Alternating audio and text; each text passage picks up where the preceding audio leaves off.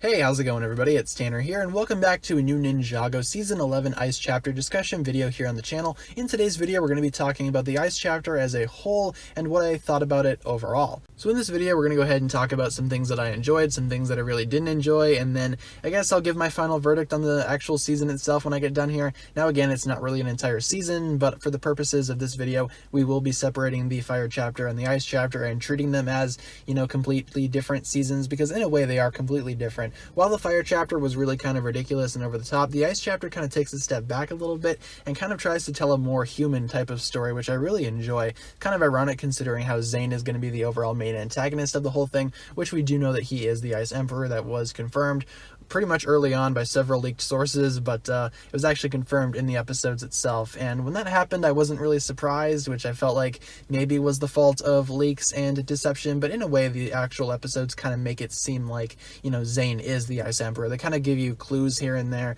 so it really isn't the fault of, I guess, any one particular group of people. It's pretty much the fault of the episodes themselves, and I feel like that kind of twist could have been maybe developed a little bit more to kind of make it a little bit more unexpected in that way, because I would have liked to be surprised by that. Another issue that I had with Season 11's Ice Chapter was, I guess, the balancing of character growth. I mean, Kai got a lot of growth in this season. Zane obviously got a lot, Lloyd got a lot, and Nia got a lot. Cole got some too, now that I'm thinking about it, and Jay really didn't get a lot at all, but it really felt like when the Ninja were split up into two different teams, it felt like Lloyd's team was getting a little bit more focus, that being Lloyd, Akita, his allies, and then finally Zane himself. That whole storyline kind of got a little bit more focus as opposed to the other storyline going on in the Ice Chapter. The one with the rest of the Ninja and Craig and Kai's powers and all that kind of stuff. So I didn't really feel like there was a complete balance there. I felt like maybe the balance could have been evened out a little bit more, because I would have loved to see more of what was going on with the Ninja team. Even in my reviews, I kind of, I guess, questioned from time to time if I was talking too much about the Lloyd story, but then again, the episodes themselves kind of make you think about that in that way, so I suppose it's not entirely the fault of one person. Again, it's more of a fault of the episodes. And in that way, I am kind of disappointed a little bit, but again, it's not enough to weigh down the entirety of the Ice Chapter, because this was actually a really fun, I guess, inclusion to Season 11. Definitely a lot better than the Fire Chapter in my opinion. I've seen a lot of people share that same opinion, and I would definitely agree. The Fire Chapter, again, seemed a little bit more,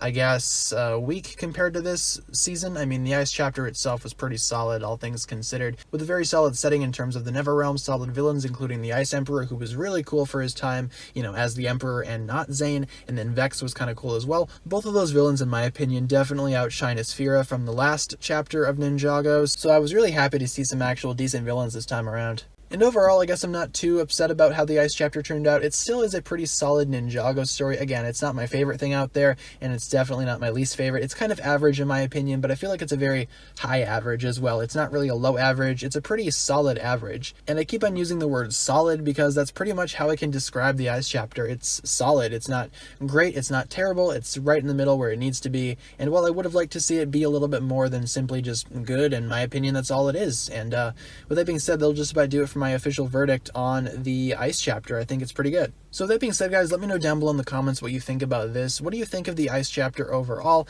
and what do you think of some of the, I guess, characters that were introduced, some of the plot points, some of the, I guess, character moments featuring, Kai, featuring Zane, any of those characters? Let me know that down below in the comments, because I'm curious to see, I guess, how the reception of this, I guess, Ice Chapter compares to that of the Fire Chapter. I already have a pretty good idea, but I need some specifics, so let me know down below in the comments what you think about that. And with that being said, guys, thank you so much for watching. If you enjoyed the video, be sure to like, comment, subscribe, do all that fun stuff, and check out the links down below in the description for my other forms of social media. As always, big shout out goes out to my Patreon supporters, including the Marvelous Jan. Thank you so much for pledging to the $10 tier. As such, you will receive a spoken shout out and a written shout out at the end of every video, plus additional early access content on the Patreon page from time to time. With all that being said, guys, thank you so much for watching this video once again. My name is TannerFishies, and with that, I bid you farewell.